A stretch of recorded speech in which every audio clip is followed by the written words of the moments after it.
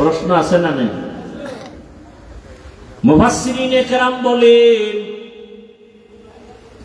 আমরা যে নামাজে দাঁড়াইয়া সবাই পড়ি ইহদিনাস সিরাতাল মুস্তাকিম সিরাতাল্লাযীনা আন'আমতা আলাইহিম গায়রিল মাগযুবি আলাইহিম ওয়ালাদ-দাল্লিন।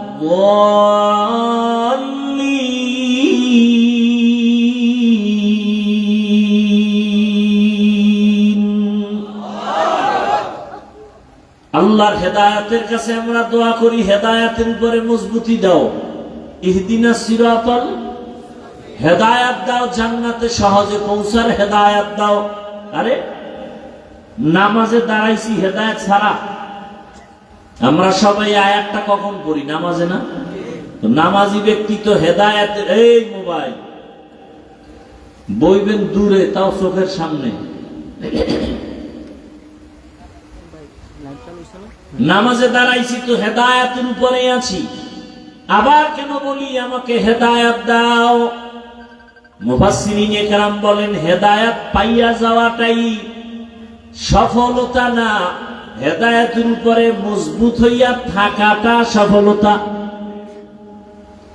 কত আলেম হেদায়েত পেয়েছে কিন্তু এখন আর মজবুত নাই, টাকার লোভে, ক্ষমতার লোভে। কত আলেম হেদায়েত থেকে বিচ্যুত হয়ে গেছে, লাইনচ্যুত হয়ে গেছে। একজন আলেমের নাম আমি বলবো না, পড়ার মতো পড়ছে, ব্রেন কেমন, চেহারা তেমন, সুদর্শন সুপুরুষ। ঢাকা ঐতিহ্যবাহী মালিবাগ মাদ্রাসার ছাত্র।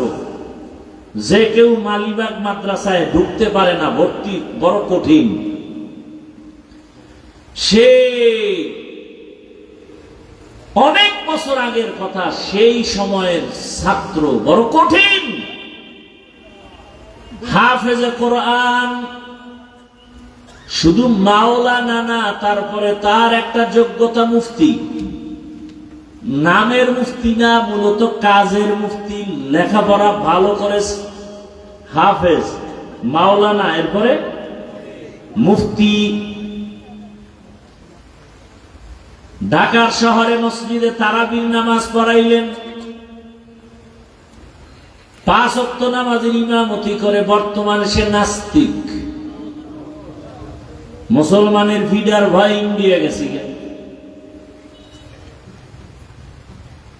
এখন সে প্রশ্ন উঠায় বারবার, কোরআনের আয়াত কয় সুন্দর করে, হাদিস কয় সুন্দর করে, মুফতি তো বিশুদ্ধ তেলাওয়াত, এত নাম্বার আয়াত, এত নাম্বার হাদিসের মধ্যে এই ভুল,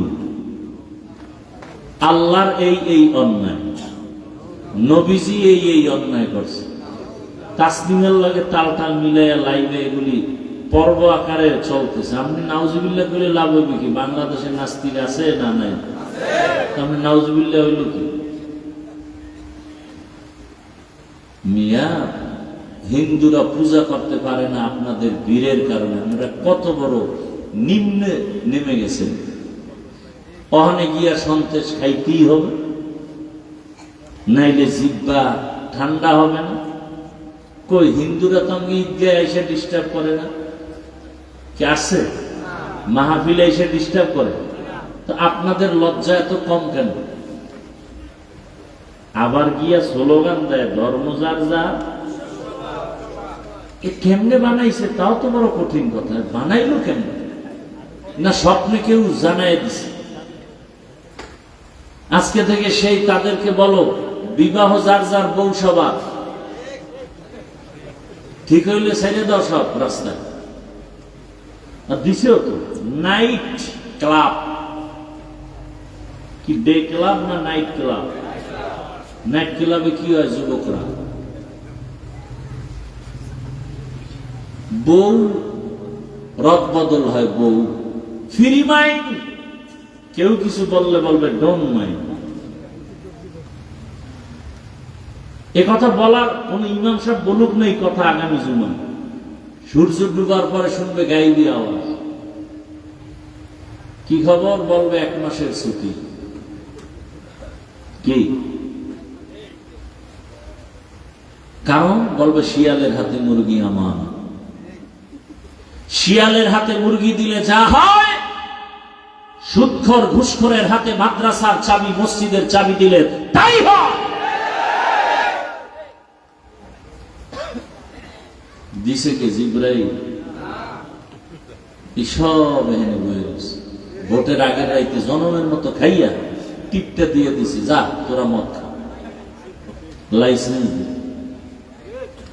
এই আঙ্গুল কাটা যাবে, কাটা যাবে। আঙ্গুলের দাম নাই। সারা দুনিয়াতে মানুষ, এত কোটি মানুষ, কারো আঙ্গুলের টিপের সাথে কারো মিল। তাহলে এটার কত দাম? আমার এই একটা টিপের দাম আছে না? না। তাহলে সেই টিপটা তুমি যেখানে মনে চায় সেখানে দাও। কয় টাকার লোভে? 500 টাকা না? একটা মুরগি কিনতে লাগে 1000, একটা খাসি কিনতে 20,000, আর আশরাফুল মখলুক ভোটের আগের রাত্রে বিক্রি হয় 500 টাকা। এটা ছাগলের চেয়েও খারাপ, এটা পশুর চেয়েও খারাপ।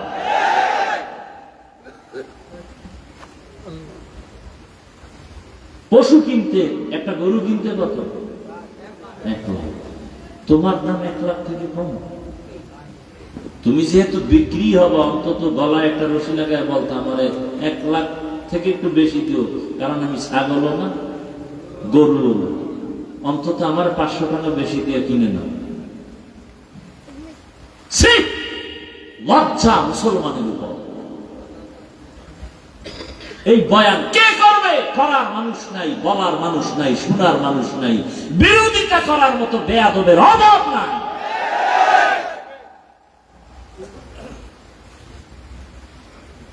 বলবে বক্তা বাপ, মোবাইল বাদ দেওয়া যাবে। বক্তা বাপ, এদেশে বক্তার অভাব। নতুন নতুন বক্তা, নতুন নতুন বক্তা। দেড় বক্তা 2 হাত নাই, চমক। 1.5 হাতের বক্তা 2 হাত, চমক। হায় হায় হায়। ইত্তাকিল মাহারিম তাকুন আবাদান নাস। রাগ করেননি? কি মনে করেন আপনারা রাগ করলে আমি ভয়ে দৌড় দিব? হ্যাঁ,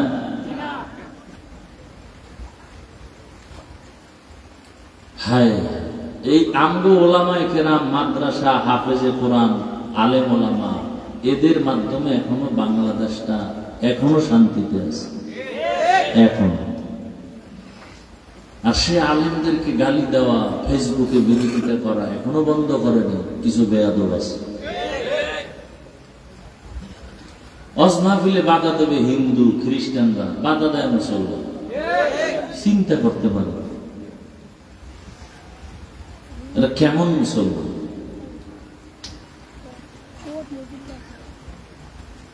আল্লাহ কোরআন দিলেন হেদায়েতের জন্য। আর এক আয়াতে আল্লাহ বলেন, আমি কোরআন কেন অবতীর্ণ করলাম? শাহরু রমাদান আল্লাযী উনজিলা ফীহিল কুরআন হুদাল লিন-নাস ওয়া বায়িনাতিন মিনাল হুদা ওয়াল ফুরকান। রমজানে কোরআন অবতীর্ণ করলাম গোটা দুনিয়ার মানুষের হেদায়েতের জন্য। সূরা বাকারার শুরুতে বলল মুত্তাকিনদের হেদায়েতের জন্য, আর এই আয়াতে বলল গোটা দুনিয়ার মানুষের হেদায়েতের জন্য। প্রশ্ন, হে মালিক, দুনিয়ার সব মানুষ কেন হেদায়েত পায় না? এর সংক্ষেপ জবাব আল্লাহ নিজে দিয়া বলেন, ওয়াল্লাযীনা জাহাদু ফীনা লানাহদিয়ান্নাহুম সুবুলানা ওয়া ইন্নাল্লাহা লামাআল মুহসিনিন।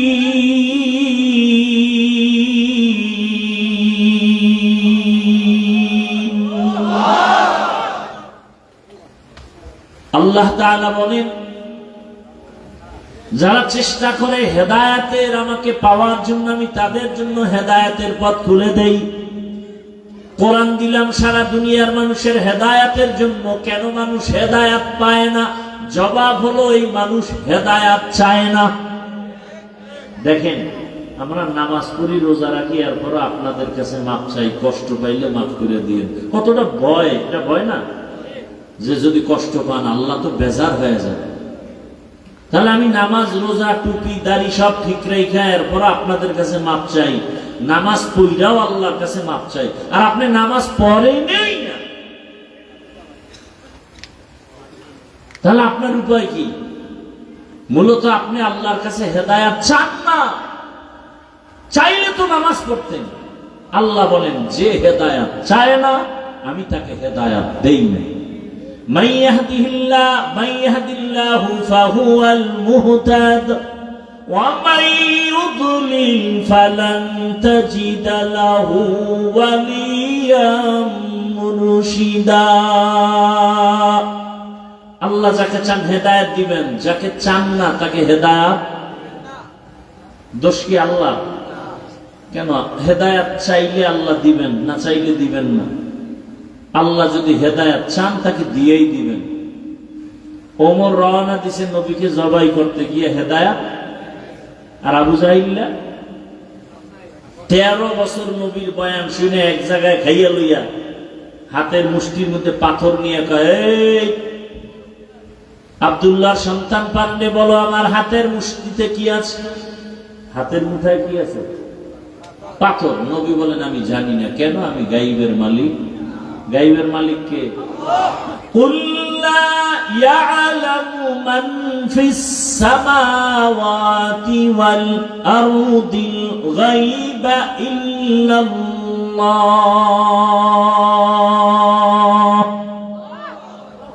হে নবী আপনিই বলেন, আসমানের বাসিন্দারা কেউ গায়ব জানে না, জমিনের বাসিন্দারা কেউ গায়ব জানে না। কে জানেন? আল্লাহ। নবীকে আমি জানি না। তবে নবী বললেন, এই মুরব্বীর হাতে যা আছে একটু আওয়াজ দিত।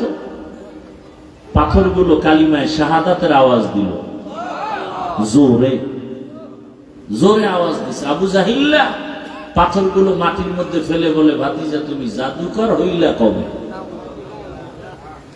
কপালে কি নাই? আল্লাহ দেয় না, না আবু জাহিল্লা চায় না? আর ওমর নবীরে জবাই করতে গিয়া 27 বছর বয়স। কত? কার বয়স? ওমরে 27 বছর বয়সে তরবারি নিয়ে দৌড়ায় নবীকে জবাই করবে। চেহারা দেখে কোরআনের নূর সিনায় লাগলো তো কালেমাওয়ালা হয়ে গেল। কেমন পাওয়ার বাড়লো? 27 বছর। তোমার বয়স কত? 27। তোমার ইমানের স্পিরিট কই? দাড়ি এত ছোট কেন?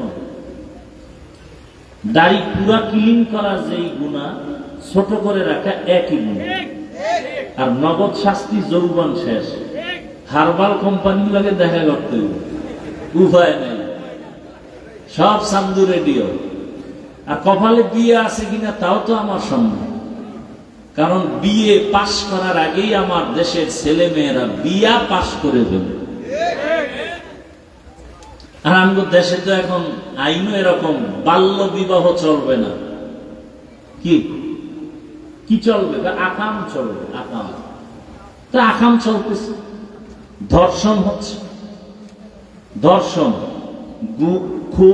খুন, গুম, দুর্নীতি, চারটা বিদ্যুৎ গতিতে চলতেছে। ধর্ষণ এই বয়সে তো এই পরিমাণ ইদানিং যা শুনতেছি, ধর্ষণের অপরাধ, খুন, দুর্নীতি, গুম, কি রাতের ঘুম, সব শেষ। কিডন্যাপ করে নিয়ে যায়। সৌদি আরবে গেলাম, বাঙালিরা বলে আমগো বাঙালিকে ধইরা কিডন্যাপ করে টাকা দাবি করে নিয়ে। সৌদি আরবের অবস্থা এমন যে বাঙালি সব উদাও করে। আমগো দোষে আমরা ধরা খেয়ে গেছি বিভিন্ন দেশে। আমি প্রবাসীদের থেকে শুনছি, ওরা কান্না করে বলেছে যে বাঙালিরা বিদেশিদের কারণে কষ্টে নাই, আমার দেশি ভাইদের কারণে আমরা কষ্টে আছি। আফসোস। আল্লাহ আমার প্রবাসী ভাই বোন, মা বাবা যারা আছেন সবাইকে ইজ্জতের সাথে হেফাজত করুন, শুধু হেফাজত না ইজ্জতের সাথে? হ্যাঁ, ইজ্জত বড় জিনিস, টাকা পয়সা বড় কিছু না, ইজ্জত বড়। আজকে যুবক, তোমার কারণে কত মা বাবা সমাজে মুখ দেখাইতে পারে না। তুমি কেমন অভিশপ্ত সন্তান। তওবা করো, এখনো সময় আছে। হে যুবক, তোমার মতো যুবক কি 5 ওয়াক্ত নামাজি দাড়িওয়ালা স্কুলে পড়ে, কলেজে পড়ে নাই? তুমি পারো না কেন? আমার মতো হুজুর হওয়ার দরকার নাই।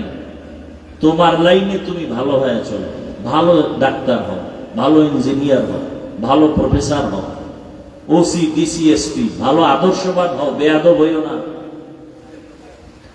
ডাক্তার জাকির নায়েকের নাম কে না জানে? কত সুনাম তার টাকার কারণে, কি ক্ষমতার কারণে, সুন্দর আদর্শ।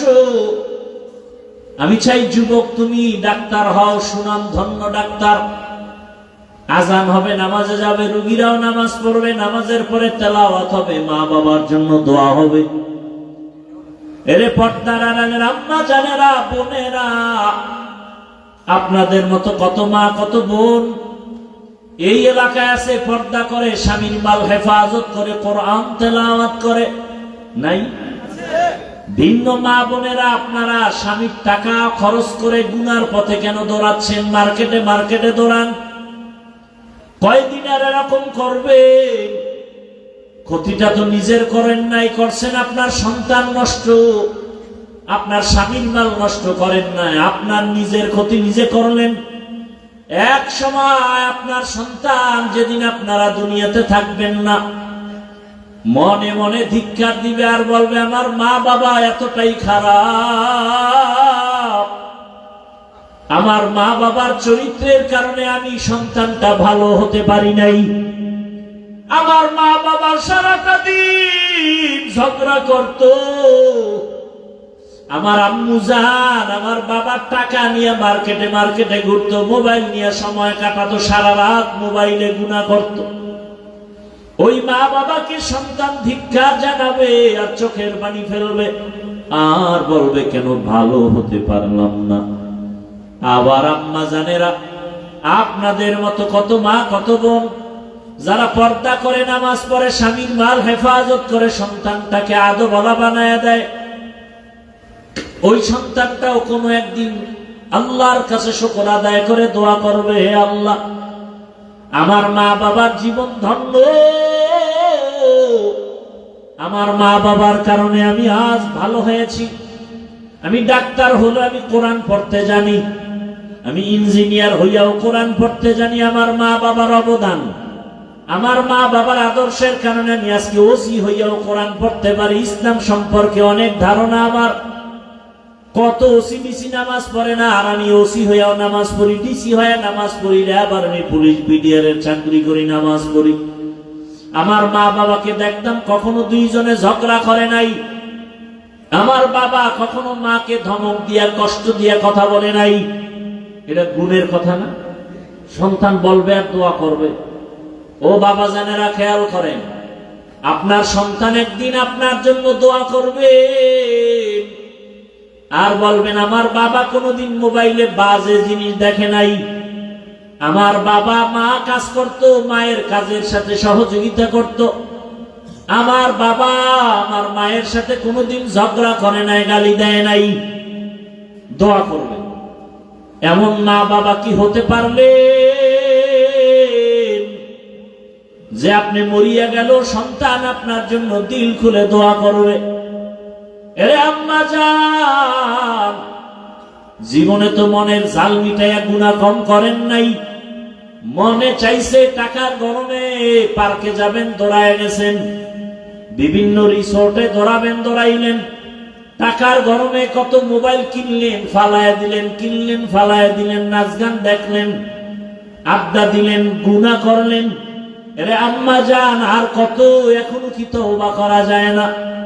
আপনারা তো হাফেজে কোরআনের মায়ের মতো দামি মা, আপনারা তো আলেমদের মায়ের মতো দামি মা, খাদিজা রাদিয়াল্লাহু আনহার মতো দামি নারী। আপনারা তো ফাতেমা রাদিয়াল্লাহু আনহার মতো দামি নারী, আপনারা তো আয়েশা রাদিয়াল্লাহু আনহার মতো দামি নারী। এরে আম্মা জান, এই দুনিয়াতে কে না জানে ফেরাউনের নাম? জানেন না? বলেন তার স্ত্রীর নাম কি? এই আসিয়ার ইতিহাস তো অবশ্যই জানেন। নবীজি বলেন কিয়ামতের দিন জান্নাতের একটা দরজা খুলিয়া 4 জন নারীকে বারবার ডাকবে, আসো। জান্নাতের দরজা খোলা, যেখান দিয়ে ঢুকবা সেখান থেকেই তোমার জান্নাতে বিছানা রেডি। কয়জন নারীকে ডাকবে? 4 জনের মধ্যে একজন নারী হবে আসিয়া। নবী বলেন জান্নাতের ভেতরে ফেরাউনের স্ত্রী আসিয়ার সাথে আমি মুহাম্মদের সাথে বিবাহ হয়ে যাবে।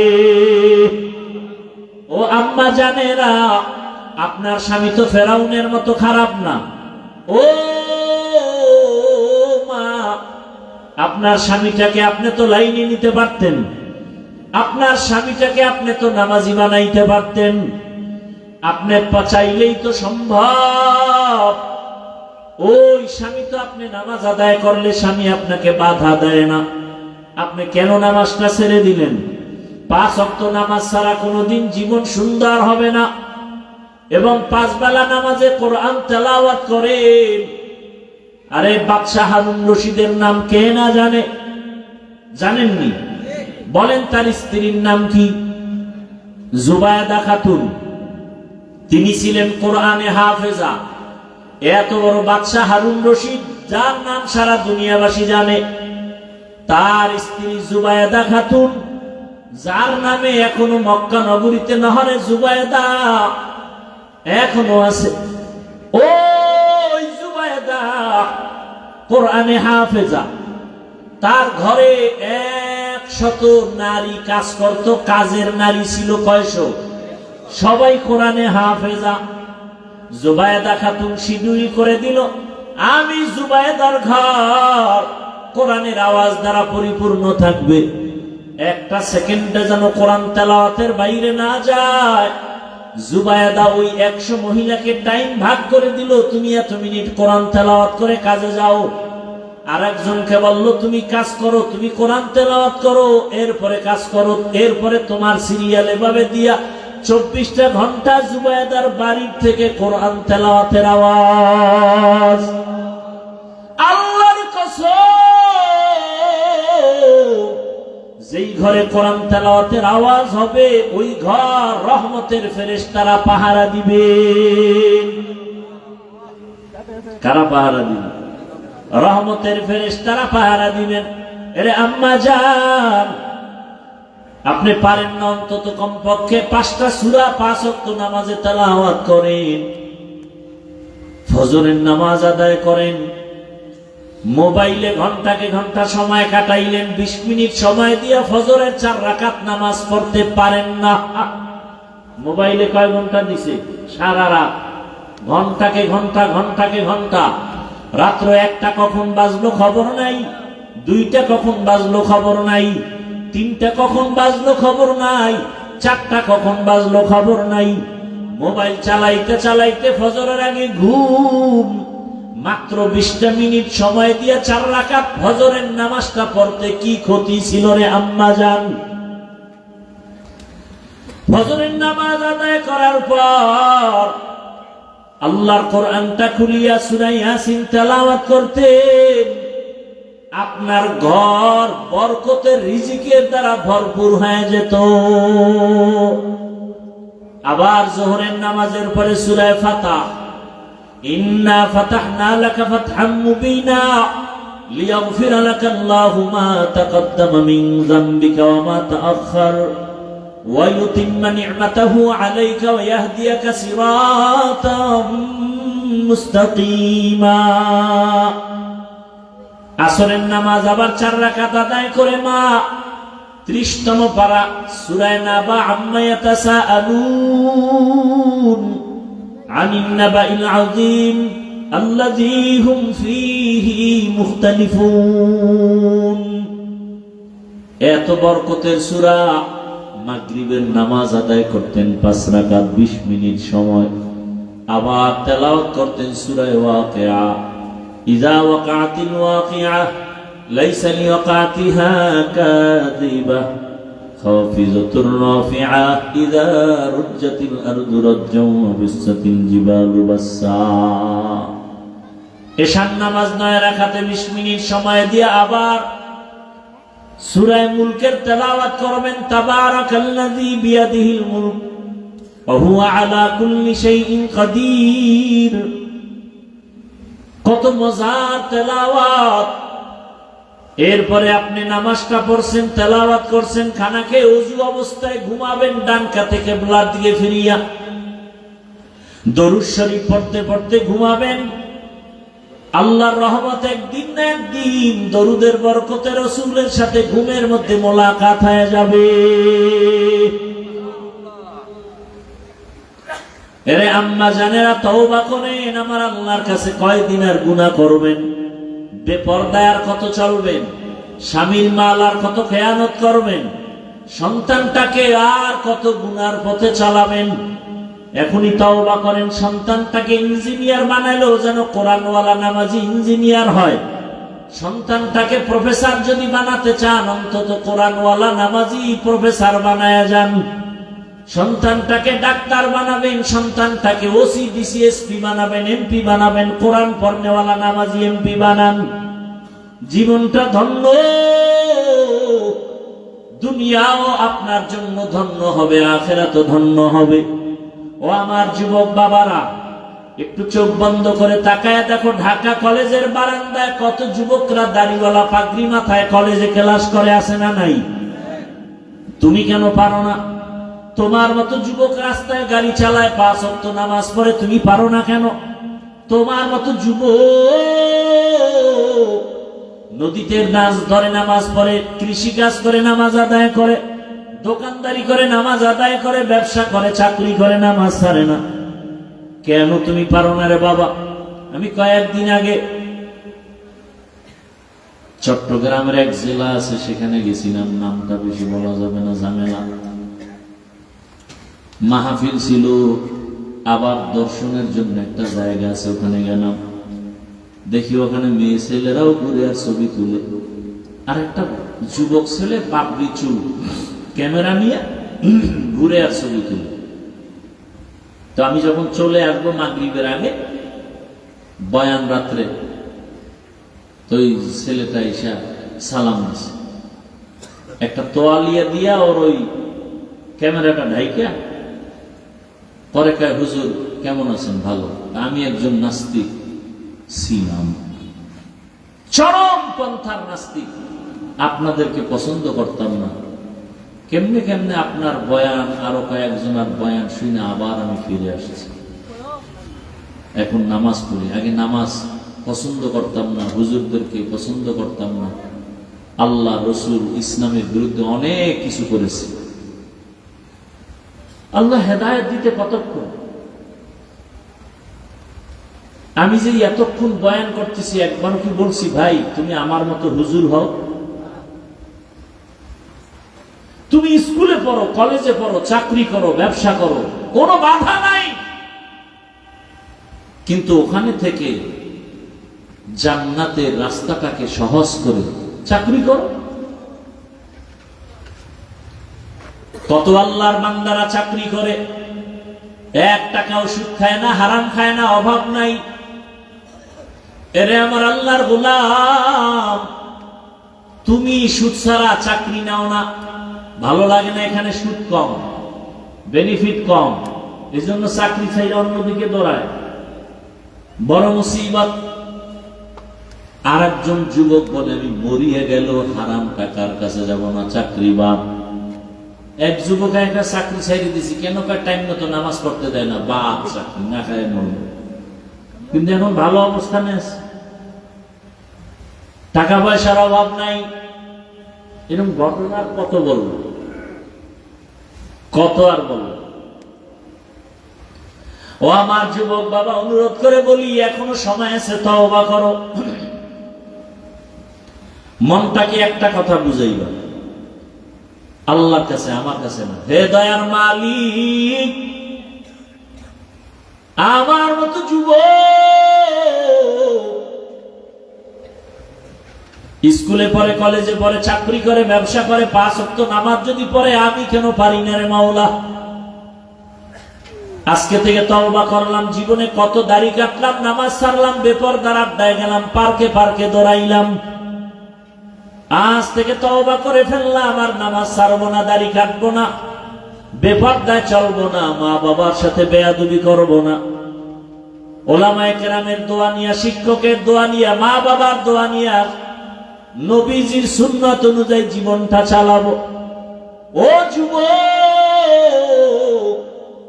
যতই বাহাদুরি করো, মা বাবার দোয়া, শিক্ষকের দোয়া, উলামায়ে কেরামের দোয়া ছাড়া জীবনটা সুন্দর হবে না। ওই মা বাবার দোয়া নিয়ে সামনে আগাইয়া যাও, কারণ মা বাবার চোখের পানি আর দোয়া ছাড়াই চেয়ারে বসতে পারি নাই। ওই মা বাবার দোয়া, চোখের পানি ছাড়া তুমি টাকার মালিক, বাড়ি গাড়ির মালিক হতে পারো নাই। এই যে কয়েকদিন আগে কোরবানি গেল, ঈদের আনন্দ এখনো কাটে নাই। অনেকে মা বাবা ভাই বোন নিয়ে কত আনন্দে কাটায়, আবার অনেকে মা হারা, বাবা হারা, এতিমের মতো কান্না করে। এত সুন্দর ঈদের আনন্দে ছেলে পাইলাম, মেয়ে পাইলাম, স্ত্রী পাইলাম, কিন্তু আমাকে এত টাকার মালিক যিনি বানাইলে, এত কষ্ট করে আমার এই জীবনটা যিনি করায় দিলেন, ওই মা আজ দুনিয়ায় নাই। আজকে আমার মা থাকলে কোরবানির গোশত মা আমার মুখে তুলে দিতেন, বাবা থাকলে কত আনন্দ পাইতেন। মা বাবাই জীবনটা কত কষ্ট করে করে জীবনটা কাটাইছেন। আর আজকে আমার বিল্ডিং, আমার ঘরে ফ্রিজের মধ্যে ফলের অভাব নাই, আর আমার মা বাবা টাকার অভাবে ফল কিনে খেতে পারে না, টাকার অভাবে মাছ খেতে পারে না। আজকে আল্লাহ আমাকে এত টাকা পয়সা দিছেন, আজকে মা বাবা খেতে পারে না, তারা কবরে। ও যুবক বাবারা, ও এতিম সন্তানেরা, ওই মা বাবার জন্য 2 ফোঁটা চোখের পানি ছেড়ে দোয়া করো, আর গুনাহ ছাড়িয়া দাও, তওবা করো। যার মা বাবা বেঁচে আছে, পাইলে দোয়া নাও, বাবার হাতটা ধরে দোয়া চাইও। আর মাকে পাইলে মাকে বলিও, মা কলিজা ভরে দোয়া করো। আর জীবনে কোনোদিন কষ্ট দিব না, বেয়াদবি করব না, গুনাহ করব না, তওবা করে আসছি। জীবনে যতদিন হায়াত পাই তোমাদের খেদমত করে যাব। ও আল্লাহর বান্দারা, তওবা করার মতো যদি নিয়ত হয়, মুনাফিকি না থাকে, খাঁটি তওবার নিয়ত যাদের আছে, 2টো হাত আল্লাহকে দেখায় দেই। আয় আল্লাহ, আমাদের হাতগুলো কবুল করে নেন, তওবাগুলো কবুল করে নেন। আয় আল্লাহ, মা বাবার দোয়া, শিক্ষকের দোয়া, উলামায়ে কেরামের দোয়া, পরামর্শ নিয়ে নবীজির সুন্নাত অনুযায়ী চলার মতো তৌফিক দান করেন, আমিন। আলহামদুলিল্লাহি রাব্বিল আলামিন, والصلاة والسلام على سيد الأنبياء والمرسلين وعلى آله وأصحابه أجمعين. يا أرحم الراحمين، يا أرحم الراحمين، يا أرحم الراحمين. اللهم إنك عفو كريم تحب العفو فاعف عنا. اللهم إنا نسألك رضاك والجنة ونعوذ بك من سخطك والنار. اللهم إنا نعوذ بك من البرص والجنون والجذام وسيء الأسقام. اللهم إنا نسألك بأن لك الحمد لا إله إلا أنت المنان، يا بديع السماوات والأرض، يا ذا الجلال والإكرام، يا حي يا قيوم. اللهم اجعلني من المستجابين للدعوات، اللهم اجعلني من المستجابين للدعوات. اللهم رب الناس أذهب البأساء، اشف أنت الشافي، لا شفاء إلا شفاؤك، شفاء لا يغادر سقما. اللهم إنا نسألك علما نافعا ورزقا واسعا وشفاء من كل داء. ও দয়ার মালিক, গুনার বোঝা নিয়ে আমরা আপনার দরওয়াজায় হাজির। প্রচন্ড গরম, ঘরের ভেতরে বাহিরেও সহ্য করা যায় না রে আল্লাহ। জানি না জাহান্নামের আগুন আরো কত বড়। ও আল্লাহ, গুনাহ করে ফেলেছি, জাহান্নামের দরজায় বসে পড়েছি রে আল্লাহ। তোমার দেওয়া পানি, তোমার দেওয়া বাতাস, তোমার দেওয়া সূর্যের আলো, চাঁদের আলো, সব নেয়ামত খাইয়াও তোমারে চিনতে পারি নাই। নাফরমানি করতে করতে করতে করতে আমার গুনার কারণে হাত না পাক, চোখ না পাক, জিহ্বা না পাক, অন্তর না পাক। মোবাইলের মাধ্যমে গুনাহ, জবানের দ্বারা গুনাহ, চোখের দ্বারা গুনাহ। আজ তওবার নিয়ত করেছি, আর গুনাহ করব না রে আল্লাহ। মেহেরবানি করে আমাদের তওবা কবুল করে নেন, জীবনের গুনাহ মাফ করে দেন। আয় আল্লাহ, মাহফিল কবুল করে নেন, আয়োজনকারী সহযোগিতাকারীদের কবুল করে নেন। ও দয়ার মালিক, সারা দুনিয়াবাসীকে মাফ করে দেন। আয় আল্লাহ, যুদ্ধরত অবস্থা থেকে গোটা দুনিয়াবাসীকে হেফাজত করেন। আয় আল্লাহ, প্রবাসী আমার ভাই বোন, মা বাবা যারা আছে, হেফাজত করেন, ইজ্জতের জীবন দান করেন। আমার দেশ শান্তির দেশ বানায় দেন, বাতিলের মোকাবেলায় বিজয় দান করেন। দেশে